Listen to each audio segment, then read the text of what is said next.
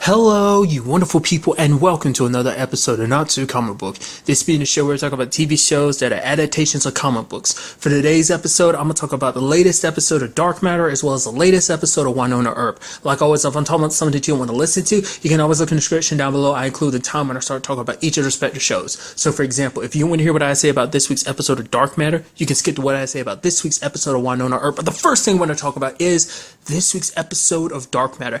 A very, very good episode where basically it's kind of a continuation of like where the Raza falls and everything. Obviously in this episode they helped out a Traugit colony, because basically it's like, oh yeah, they've kind of been left behind because Traugit's kind of like, oh yeah, you guys are kind of tough luck, you're on your own, because the whole war is breaking out between the corporations and stuff like that. And basically it's a group where it's like there's the workers and the security that works there, and it's like they're at odds and stuff like that, because obviously the workers want their independence, but then the security's still working for Traugit, so they're like, no, we're gonna keep stuff in line until backup, which backup never came, because at this point in time they have so much to worry about with this whole corporation war. They have more to worry about than like some silly situation with them, so it's insignificant. It's like, why spend any resources on a thing that means absolutely nothing to us, that's expendable, while we have to be worried about all these other different fronts? So obviously the Raza gets involved.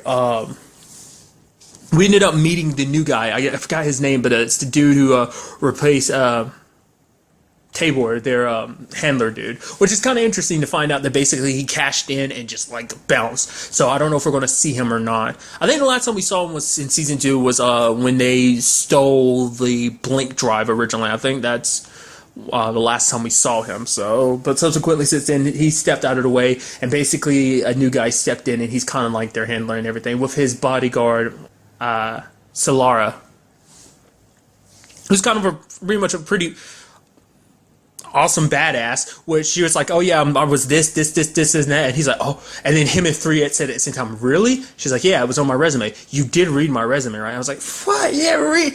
I skimmed it a little bit. I mean, come on, it was super long. It's like, okay, this is definitely going to be interesting, especially later on when he joins the crew, especially because he's Five's responsibility now. It's like, okay, if him and C. Lara are going to be here, they're going to be your responsibility now. And Five's almost like, and it's like, I guess it kind of correlates, because it's kind of interesting considering the fact of the matter is, I mean, obviously this episode included like 6 departing, because, which is, I guess that's kind of filled the gap for. I mean, because slowly but surely, like, the Raza's losing people. I mean, obviously last season they lost Rio, went back to being king and everything, and now they're at odds, obviously, because they think he killed Nyx. But even it was Misaki who killed Nyx.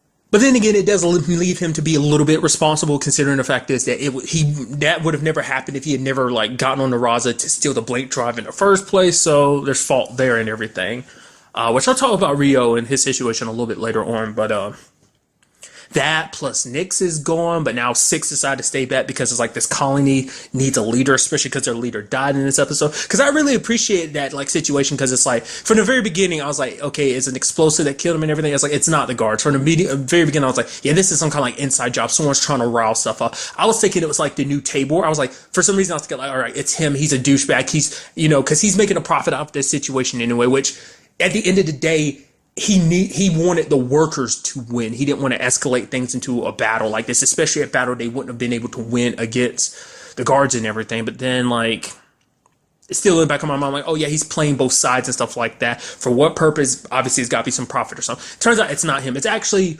one of the actual workers who set the whole thing in motion. I mean, 6 tried to mediate the whole situation. I mean, considering the fact is that he wanted to help out. It's kind of a reflection of like the very beginning of the series, because there was that whole colony situation. I think that's what this is kind of supposed to reflect, because obviously like they're still, like I said, still in that transitional period of like, who the hell are we? What do we do? We're supposed to be the bad guys, and I love that whole like thing the guy was going on. It's like, oh, these are the baddest of the bad in the galaxy, the most detestable. And he's like, whoa, and he's like, oh, what, too far? He's like, yeah.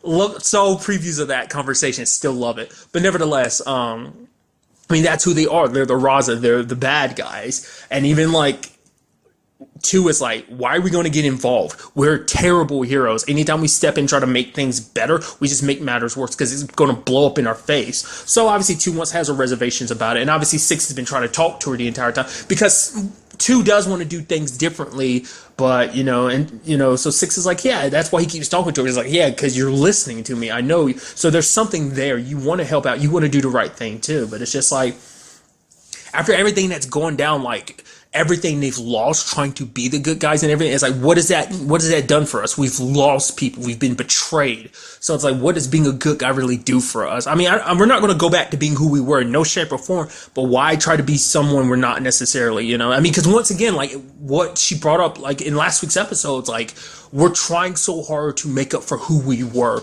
trying so hard not to be who we were. So we're pushing ourselves to go down this path. So it's like, are we even trying to be heroes for the right reasons anyway? It's something to actually think about, and it's very fascinating when you actually break it down like that. So, but 6 still wanted to help out, nevertheless, because it's like, I want to do something, and so I mean, sadly, it turns out the whole thing was a trap. Like it turns out that one particular worker was behind this. He set up the bomb and everything. Which he never suffered any ramifications for that. Like, did they find out that he was the one behind it or not?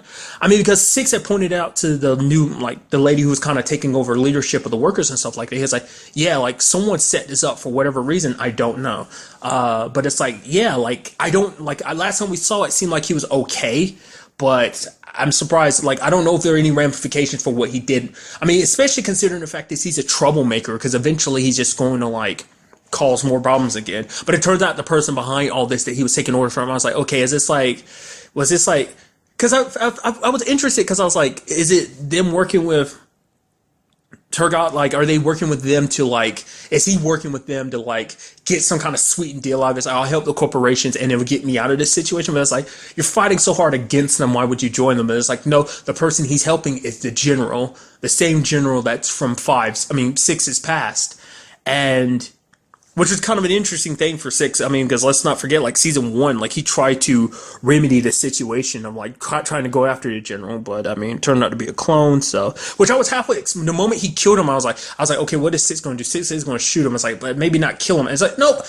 6 shot him right in the head. Considering the whole situation is they try to find more peaceful routes this time. But then again, it's for 6, it's hit a sore spot, because it's you can't trust this guy. This guy will sacrifice as many people, kill innocent people, which for him is oh, those people were innocent. They sold their souls to the corporations and stuff like that. So they were beyond saving. It's kind of the mentality he was having. And he's oh, the fact of the matter is, because that's why the dude was helping the general, because it's hey, he got other colonies, their independence. He'll do the same thing for us. All we have to do is work with him. He'll be the one to help us, because it's I mean, we can't rely on Raza, because eventually what's going to happen once you guys leave? I mean, we'll just kind of be in that same situation again. But it's I mean, because it sucks, because 6 went through so much to make sure everyone came out of it alive. There are at least 2 people that died, the leaders on both sides, both the guards as well as the workers. But then the moment the general stepped up, he ended up killing all the guards. After 6 had promised, everyone gets to go home to their family and stuff like that.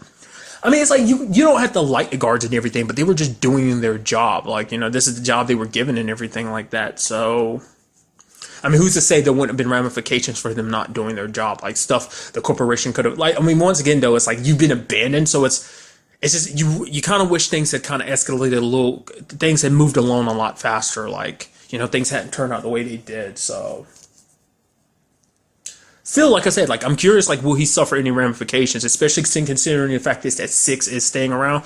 Will 6 lock him up or whatever? Or, they know he's involved, he's the one that stepped up and is oh, yeah, let's follow the general and everything, but it's do they really know that it was him, in fact? I mean, they gotta have suspicions at this point. Like I said, I'm just curious to see whether that will turn out to be a thing or not. Because the big thing about this was all about finding, the most violent way of handling things, because for 6 he's always been maybe we shouldn't kind of go all guns and blazes, handle things in a very diplomatic type of sense, because I mean, and it's something that 2 agree with too, because it's if you can get your independence without shedding blood, it will set a precedence other independent colonies will decide to join with you too. So it's that's the best option in this situation. If you show mercy now and stuff like that, you kind of you walk away from this situation being the bigger man, and a lot of people will shine a spotlight on you, and then be oh, you'll be able to call out all these bad things that Traugott and it's people who've been doing and stuff like that, you know. So, but sadly, it didn't work out that way. I mean, at least for now. I mean, Six is there taking over leadership and everything, which is sad to see him go. But for him, he's like, hey, like, you know, these people need a leader. I wanted to do something more, and it's like, hey, here's this opportunity, and we're just saying his goodbyes to everyone, even Three, you know, kind of give him a hug and everything. He's just like. He's like the last, which he even said himself, he's like, I'm the last dude standing. It's like, yeah, he kind of is. Like, you know, like I said, it's sad because it's like this group, this messed up family, you've seen them just fall one by one and change and not be who they were anymore, which is, I mean, they're still going to be them, but still it's sad to see it kind of play out like that. I mean, I think a big part of this too is especially because the general, well, I mean, because out of anyone, like, Six has always had like the biggest sense of duty. I mean, I'd probably say before him it's probably one that, like, you know, Derek had like the most like sense of duty, like, oh, we have to do the right thing. And in this particular case, I feel like even more so when the general got involved, like that's when Six, it just kind of kicked Six into overdrive even more, because for him this was an opportunity to make up for what he did.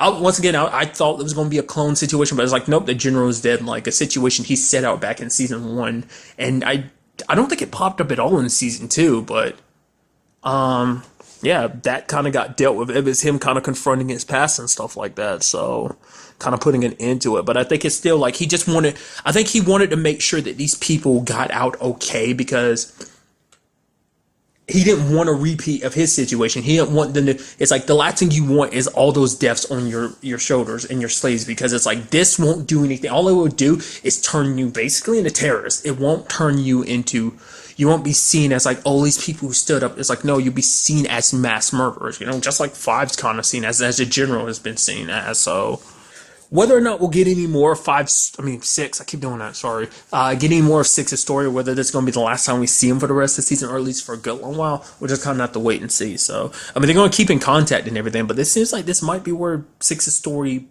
ends, for, at the very least for right now. So, like I said, I'm bummed out he's leaving the Raza and everything, but it's like, hey, he wants to find his own purpose. You know, I guess it's also setting a precedent for the Raza to decide, like, hey, what they're going to go for doing now, too. He's like, you know, like everything will kind of work smoothly here, knowing that, hey, we have a great ally like the Raza on our side and stuff like that. So, I mean, because the fact of the matter is they are trying to figure out the whole blank drive situation too, because apparently that might not be salvageable at this point in time. Just, I mean, according to the Android, that's something that's just going to have to be really looked more into going forward.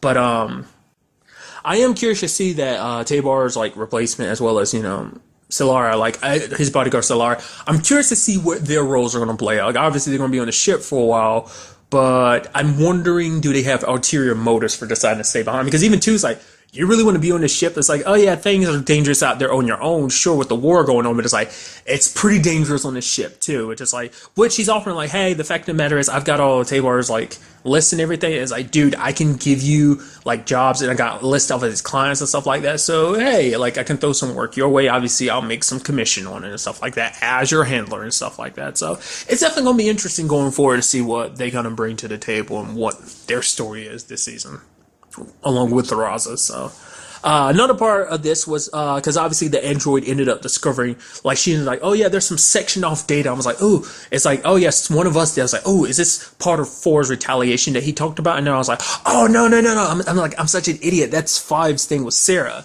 And obviously, like, she finally confronted Sarah, well, 5 about it, and 5 kind of told everyone that basically when Sarah died, like, basically in that system, it kind of like records, like, it kind of uploads your consciousness, I guess, and kind of brings it back the moment your body's resuscitated.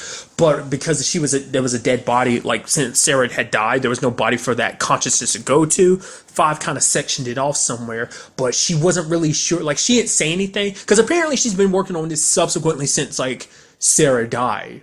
So I guess it was stored somewhere in that machine that they kept her in. And so basically she's been secretly working on this since season 1, apparently.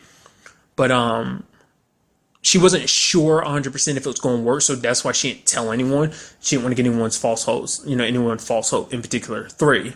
And which it turns out, like, that whole Sarah situation is that she isn't just like some program. She's kind of like, it's hard to really phrase it. Like, it's almost like she's a living program in a sense. Probably on a cognitive level as like the android, I would almost assume. So it's not just like some random program. It's like a sophisticated program that's built its own world in there and everything. She's like, if you want to, you can go in there and visit her, which 3 doesn't respond or whatever. Because it's hard, because I'm sure for him, he's got to have to process it, because it's like, Sarah's gone. I accepted that she was gone. It sucked and everything, but, because you can also see that side of like, because, like 5 and 3 have gotten close. And so she, it's like, oh yeah, this would have been a good thing for not only just keep her alive, just for the sake of like making sure she stayed alive, but also because she was someone that was important to, 3. So he doesn't say anything. So whether or not, like, that's probably something we'll deal with in the next episode, whether or not he decides to see her, because like he let her go, and now it's like, you're telling me she's still alive, but she's not actually alive. It's in his mind, it's like, that's not really her. That's almost like some program. That'd be like the android there. That's not really her. The real her is gone. So that might be something he's kind of struggling with. So another thing kind of came up from Tabor's replacement, their new handler dude. He ended up bringing up something. He's like, oh yeah, like asking 5, like, how does she become a part of the crew and everything? He's like, oh, that's kind of interesting. Which, now that I think about it, like, he's a handler. He's got access to information and stuff like that. He might be, especially because it seems like they might be setting him up to kind of be 6's replacement. And the fact of the matter is, him and like 5 get close. Because out of anyone in that ship, she was closest to 6. Probably it's a tie between her and 2. Like, obviously she's always had her reservations about 2, just finding out who 2 was, who she used to be and stuff like that, but obviously that disappeared and everything. And obviously her relationship with 6 took steps back after the whole betrayal and everything, but still.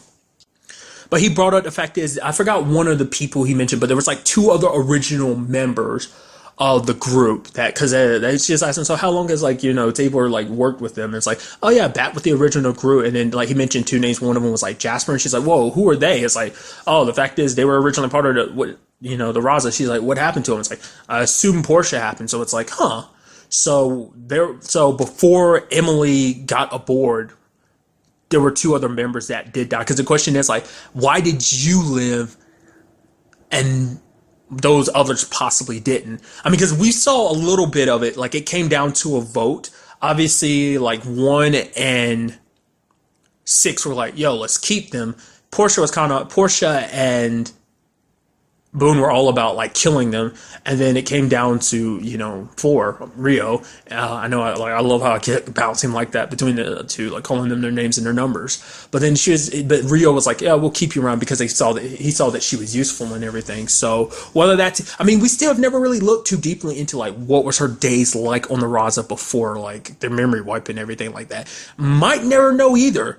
The only person that might know at this point is Rio. He's the only one with his memories back and everything. But everyone else's memories are like stored in, in Emily's head. Like, they've been pushed to her subconscious to keep her, okay and everything. Which, I doubt, that whole situation was about resolving that. So I doubt she'll ever be slipping back into memories. But we'll kind of keep an eye out to see if that turns out to be the case or not. But, the only person that could give answers to a situation like that, like, full answers to that, is Rio. Granted, there's always the possibility that the others can get their memories back. Obviously Rio got his, but I think it's still there. The option's there for Portia and Boone, but I don't think they'd ever take it, because they want to stay, at the very least in 2's case, she wants to stay who she is. Even Rio kind of commented on the fact of the matter is, he liked her better as 2 than Portia, because Portia did everything out of fear. Like, the fact of the matter is, 2 is confident, and that confidence is so strange. She does things out of fearlessness rather than reaction out of fear, so. And since I am talking about Rio, he popped up a little bit in this episode. I do appreciate the fact is because him and Teku are talking. Teku's like, oh, why are you sending Masaki to kind of handle some diplomatic stuff? You're supposed to send me. It's like, nah, because Masaki's supposed to be here, as part of your guard and everything. Which is like, we know why Rio kind of sent her away. I was wondering how he's going to handle that situation. For at least the time being, he needs her away from him, like, as he processes those situations. He didn't kill her. I figured as much that, the rational side of him, the Rio side of him was, even then, that's still, like, he's very hardened and very calculated now. That's how Rio became. So the Force side of him is emotional, and it's like, you killed Nyx, you killed a person I told you not to do. But then you have, like, the Rio side of him, which is like, I understand why Masaki did it, because she did it for Zyron, she did it for me, because it's like, Nyx would have slowed me down and kept, tug too deeply at like the force side of me. So, but still, he still ends up pushing her away to a certain extent. Like obviously, he's only sending her away temporary. So eventually, she's gonna find her way back. But I'm very curious to see where that goes, especially considering the whole like. It's like me and Tech, like even Deku was like, yeah, me and Misaki, we don't see eye to eye. But hey, when it comes, we do agree on one thing, and that's your rule as emperor and everything. But a big part of his story is about his retaliation against Raza. So now he's gathered up some mercenaries that he's going to send after them. So definitely a very, very good episode, and definitely going to be a very interesting episode coming up next time, including the fact that it's all about it's about taking out the Raza, because Masaki brought that up last episode. Like, yo, you're going to have to deal with your friends sooner or later after the fact is they've made a move against you like this. They've set Zyron back in this war and everything.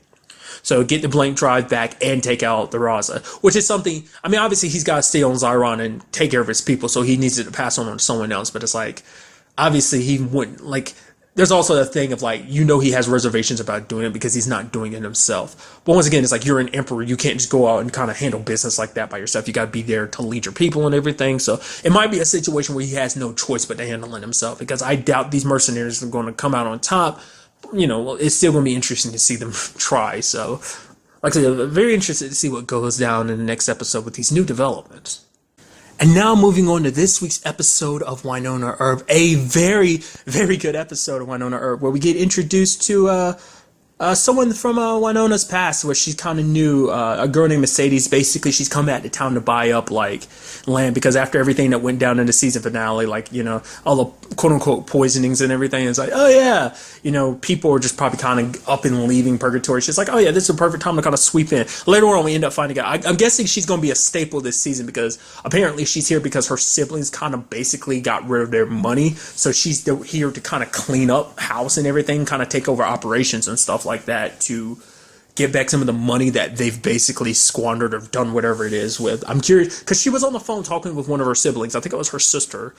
So I'm very curious if they're going to pop up this season or not. So, but at the very least, they set her up to be. Cause I was like, okay, are they introducing this character just to kill her off? Because obviously she was there with the spiders and everything, which I'll get to that in a second. And also one of those dark shadow things was floating around. So I was like, oh, are they setting her up just to die? It's like, oh no, it seems like they're setting her up to be around for a while. Obviously, this is kind of like, Wynonna's like first deal with the whole like, yep, they're very like forced in this whole black badge situation. Lucada though and Jeremy are here too. I was wondering if it was like, oh, he's gonna work off site. It's like, no, they're both in purgatory, because Moody was kind of like, yep, you're stuck here till this whole assignment is done. So for however long it takes Wynonna to deal with this whole like killing everything that crossed over the wall and everything, it's how long they're going to be stuck here with them too.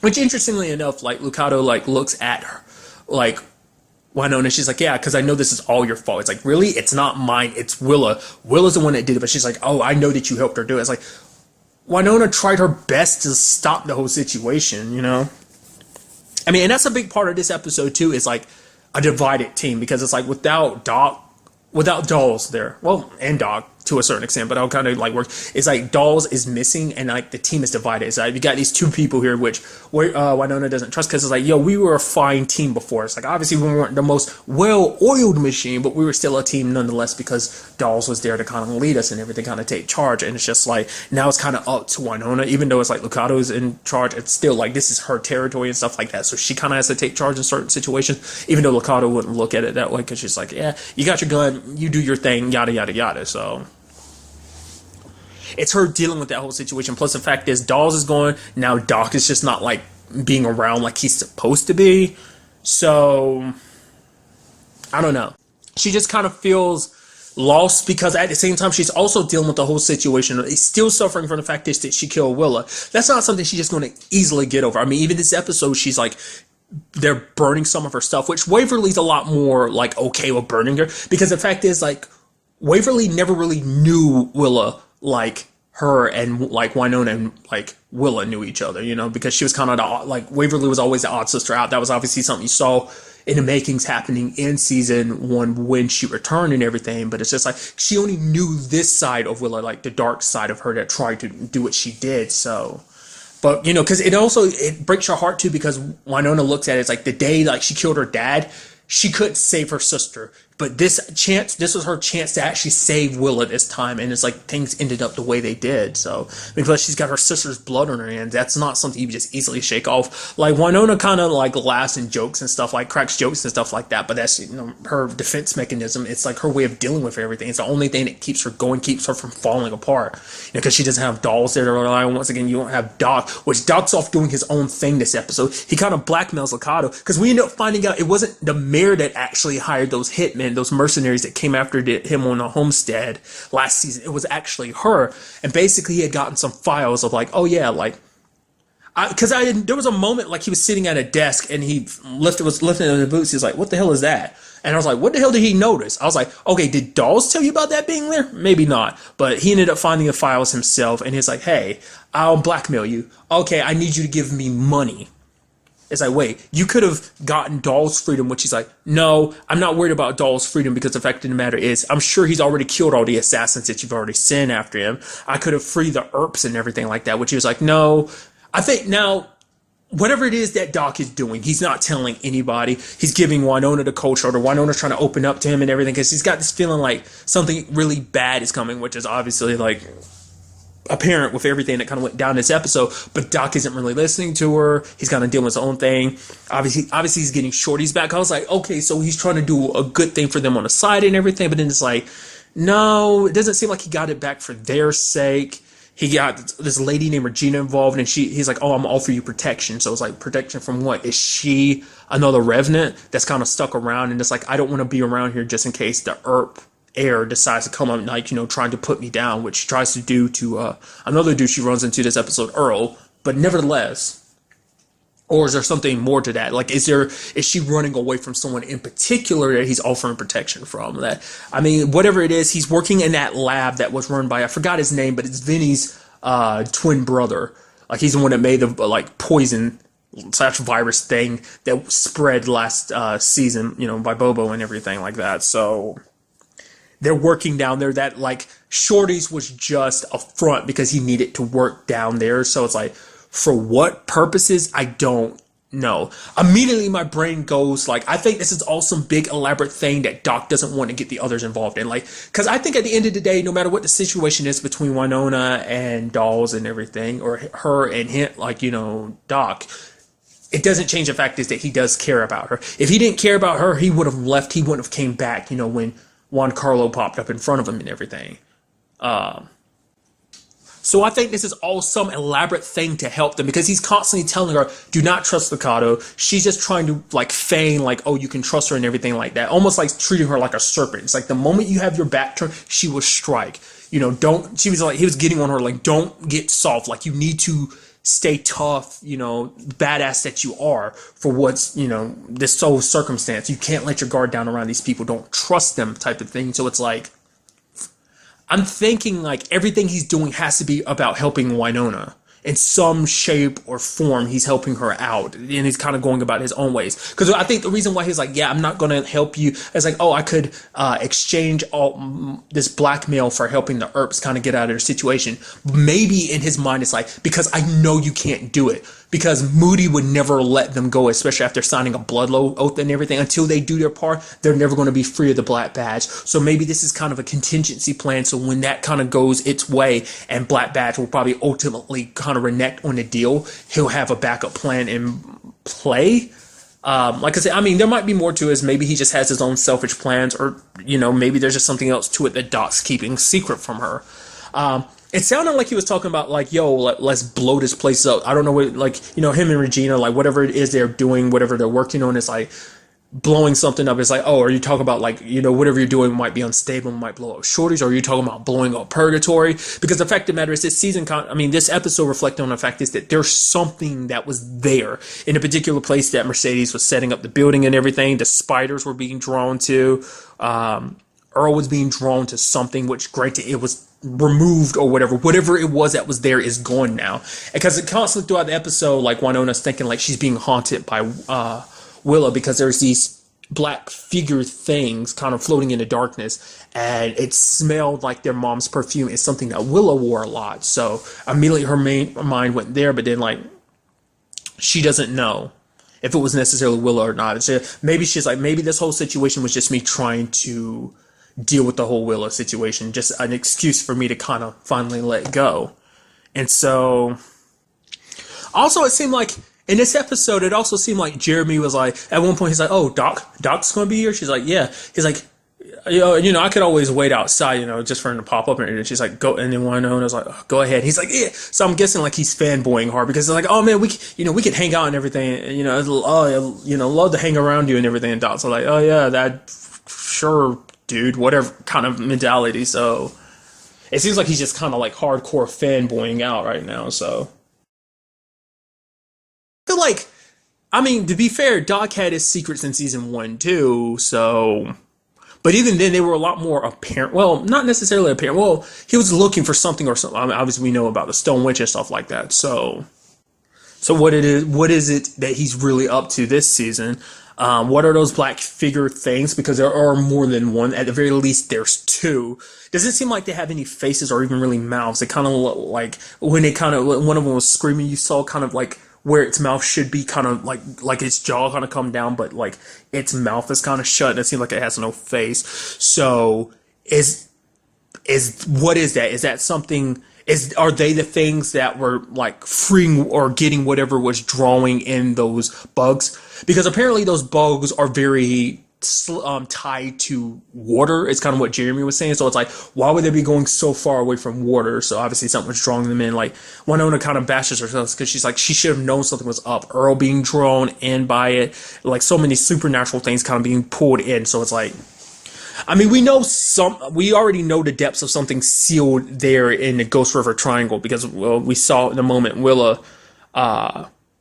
open the gateway and stuff like that. But it seems like that might not be the only thing. Once again, it is called, Juan Colo described it as a sanctuary. So maybe not just that thing is sealed there. Maybe something else is too. Or maybe this is about that thing.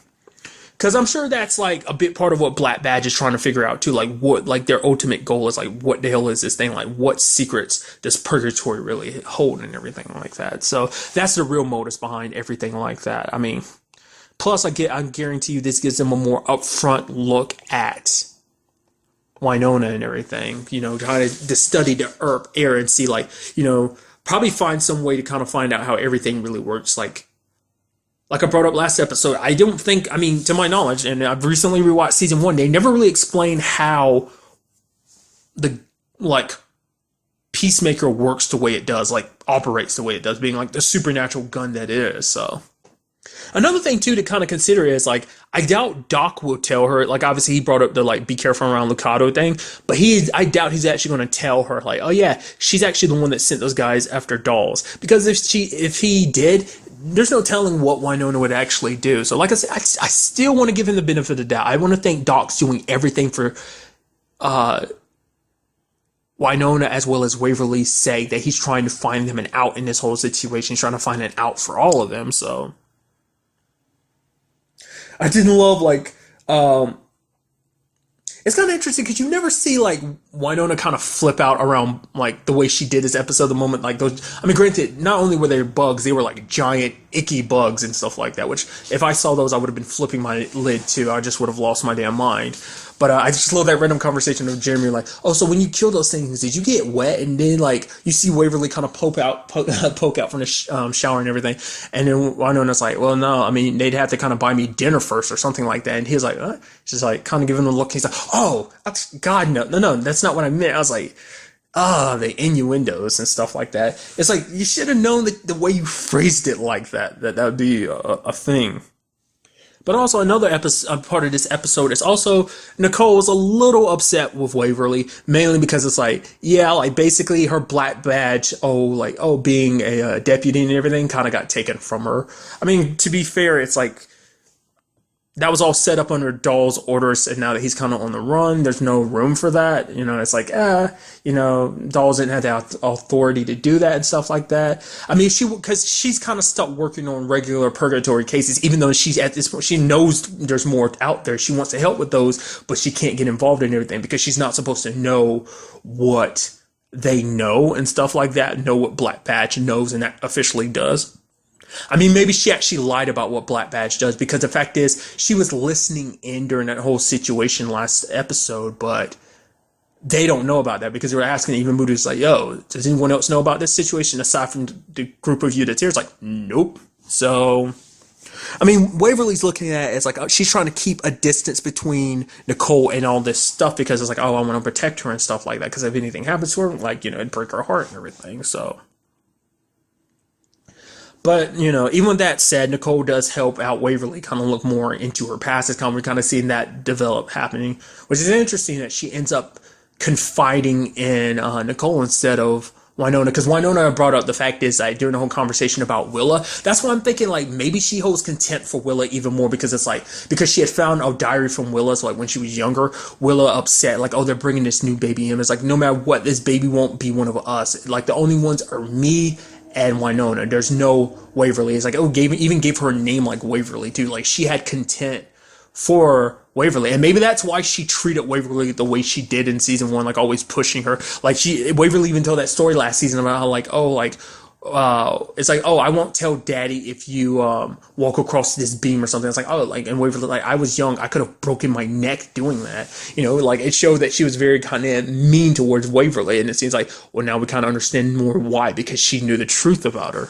Possible, well, not possibly, definitely. So the question then brings up, like, once again, like, who is Waverly then? Like, why is it that not only was the dad a part of it, it's not like, oh, she was brought in after the mom had left. It was like, no, the mom was still around the time. So I'm sure that's like, I think I brought that up last episode too. That has to be something we're going to dive deeper into it, like, because I'm sure, like, I mean, records and stuff can only take you so far. So once again, what's just Waverly and what's actually that thing she touched last season at the end of season 1 that kind of infects her eyes and stuff like that, makes her not normal? Like, is that something tied to who she really is, or is it just and why hasn't she told anyone about it? I mean, subconsciously she probably doesn't know about it. It just like she feels different and she's acting different, but she probably doesn't really realize that, hey, something else going on here. So especially at the end when her eyes went all black and she ended up eating that spider thing. So, but once again, it's like, I don't know what that's really all about. It's connected to these monsters and these like supernatural demons and stuff like that. Also, why won't she tell? I think she is legitimately scared of telling Wynonna about what she found out, because the fact of the matter is, even Wynonna was like, no matter, even with Willa's whole situation, she's like, at the end of the day, she was still an Earp, so once an Earp, always an Earp. And then that's how Wynonna would look at her. It's like, even if you aren't like an Earp, you're still my sister. You've always been my sister. You will continue to always be my sister. I won't look at you any differently. But maybe Waverly thinks she will, or maybe it's just like, because Waverly kind of feels, I think, also independent of like, she wants to handle things on her own, because she always wants to find her place. Like, that's a big part of season 1, was like trying to figure out where she fit in and everything. It's like, oh, Wynonna's the heir and everything, it should be me. But now it's like, now it makes sense why you're not the heir, because you're not an Earp. So,